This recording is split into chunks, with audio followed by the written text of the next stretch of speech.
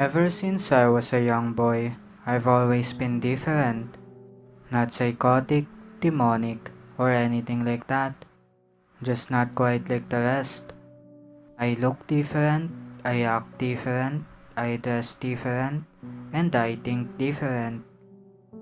This made it easy for the beautiful people of the world to mess with me. A lot.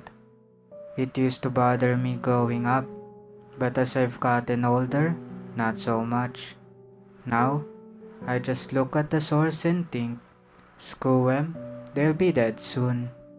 I've never been lucky with the ladies either, so after years of failed relationships, I found myself alone, friendless, and living in a 20-year-old trailer that I'm renting from a friend of a friend of a friend. It doesn't really matter who. Anyway, I thought to myself, I'm tired of being alone. I can probably get another girlfriend. But she just got on my nerves, and we'd break up. Same old song and dance. No, this time, I want a companion. Someone who is happy to see me when I come home from work.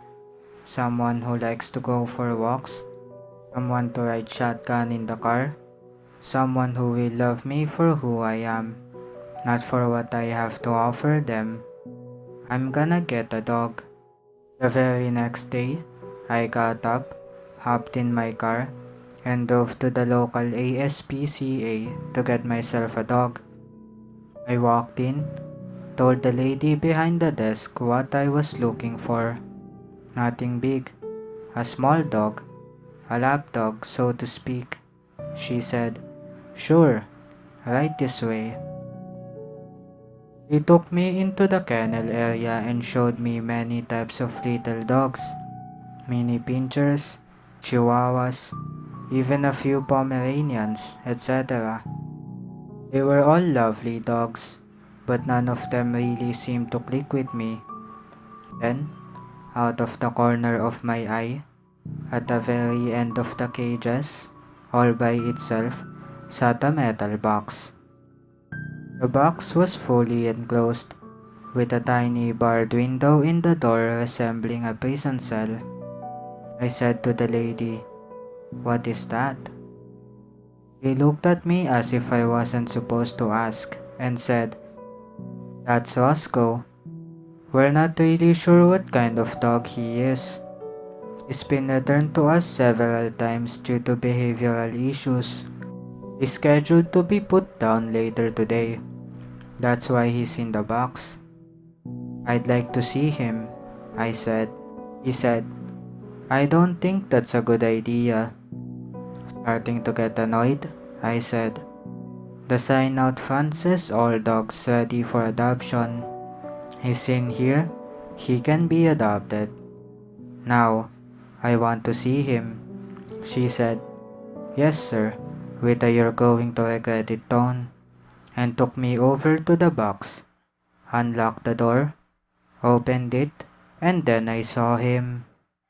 This little guy looked rough. His brown fur was matted to his body, crusty pieces of I don't know what in the corners of his eyes, like he'd been crying. His nails were a bit long and sharp. His eyes were jet black with the slightest hint of red in them. To be quite honest, he looked like he just crawled out of the sewer and smelled like it, too. He had an odor that reminded me of the summers I spent helping my uncle at his funeral home.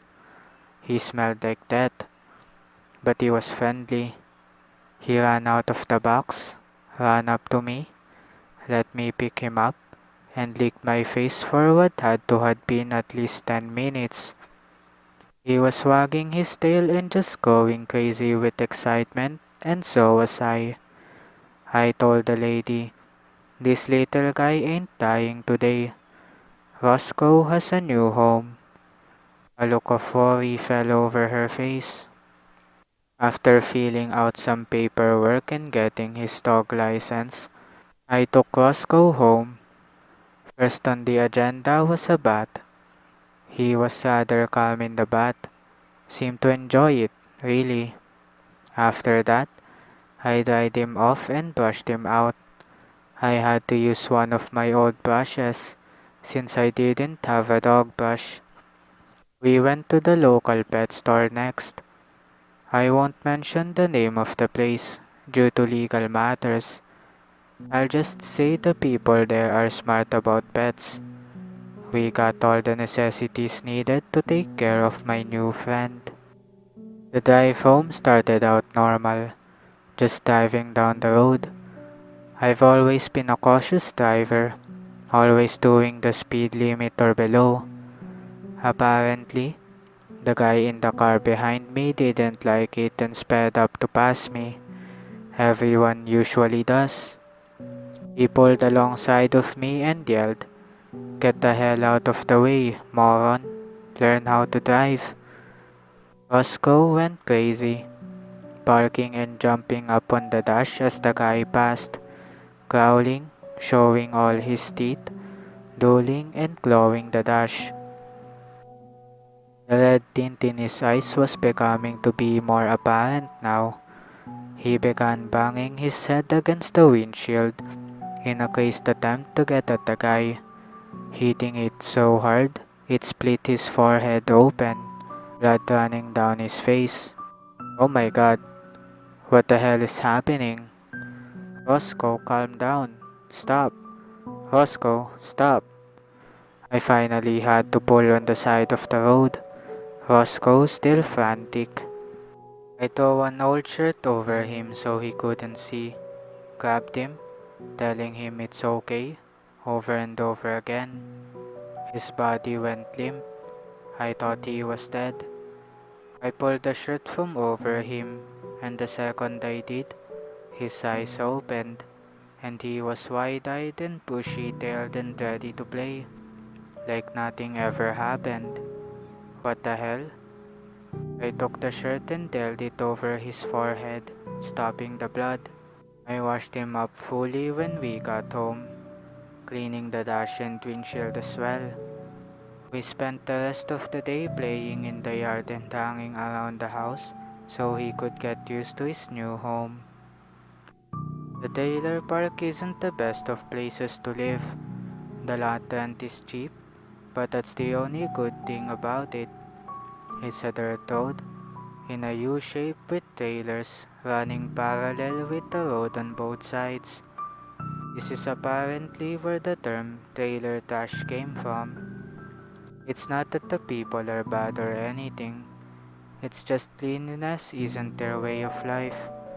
Old refrigerators, car parts, and various other piles of junk clutter their yards.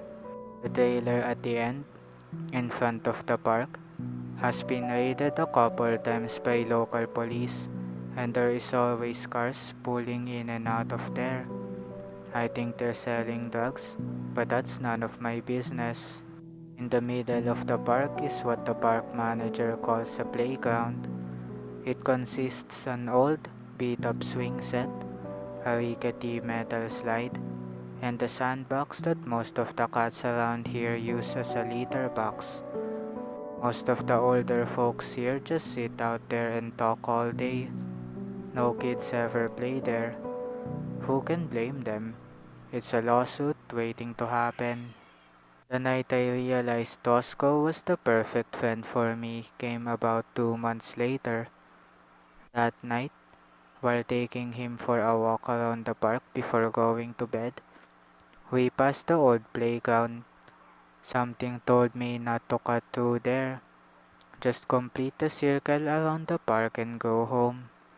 But it was close to my house and I was really tired.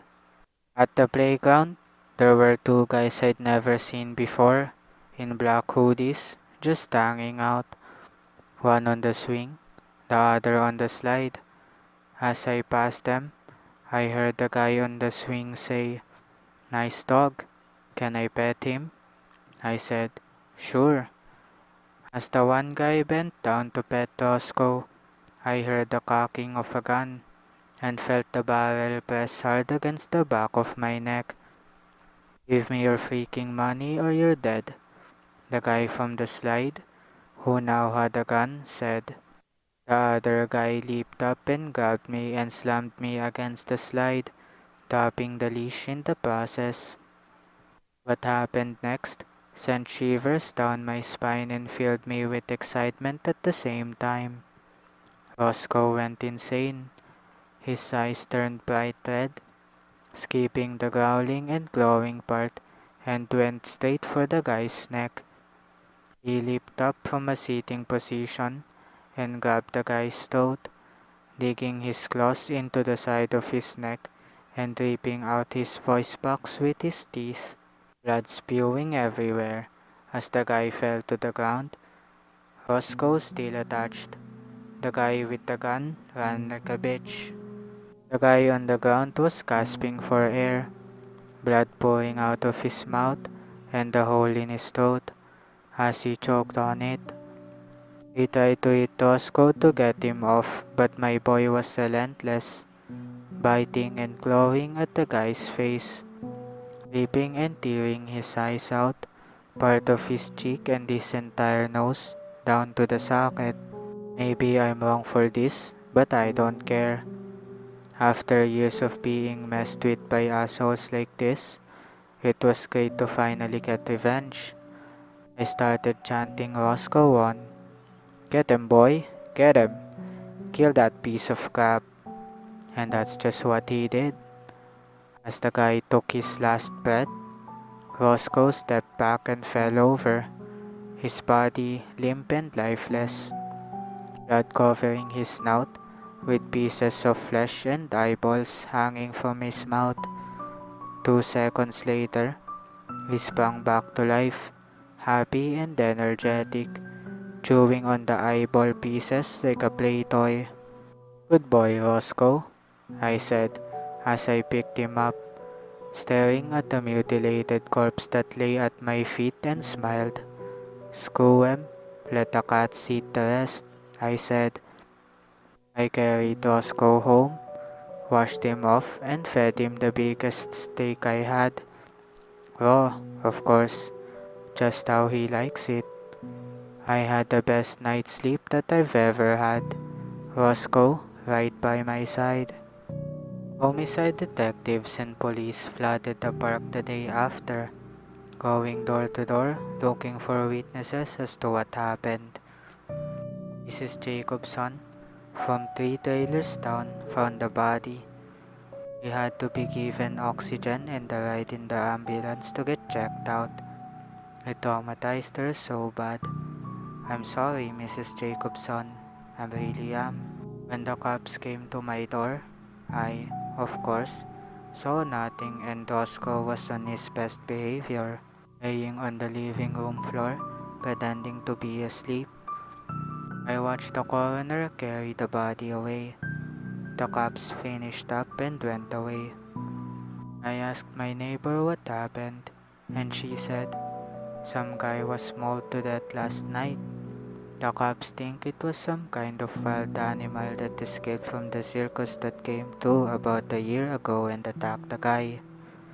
There have been numerous bodies found in the area with wounds such as the ones they found today. They're writing it off as that. Roscoe and I couldn't be happier together. He has a loving home and I get to seek revenge. So, if any of you assholes from my past are reading this, I haven't forgotten. I will find you. I will get you. Well, Roscoe will. He's not a bad dog. He's just very protective. Good boy, Roscoe.